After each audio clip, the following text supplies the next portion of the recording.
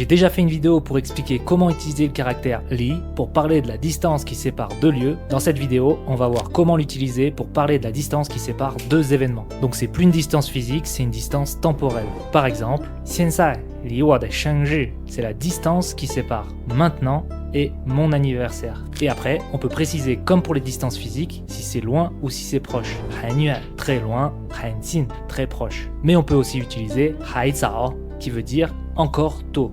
Donc ça, 现在离我的生日还早, ça veut dire que mon anniversaire est encore loin. Et si on veut dire une distance précise, donc par exemple il y a 3 mois entre maintenant et mon anniversaire, on peut pas, comme pour les distances physiques, directement le mettre à la suite. On doit rajouter 有 qui veut dire avoir. Donc entre maintenant et mon anniversaire, il y a 3 mois. Et la façon encore plus naturelle de dire, c'est d'utiliser 还有, il y a encore 3 mois. Et une autre chose qui est importante de savoir, c'est que ça arrive souvent qu'on ne dise pas la première partie, qu'on dise simplement 离我的生日还有3个月. Donc en disant simplement ça, ça sous-entend 现在离我的生日. Et dernière chose, pour l'utiliser dans une question, on utilise 多久. Et de la même manière qu'on avait besoin d'utiliser 还有 pour donner une valeur, on doit aussi l'utiliser quand on veut demander une valeur. 离你的生日还有多久. Donc entre maintenant et ton anniversaire, ici maintenant est pas dit, il est sous-entendu, il y a encore combien de temps?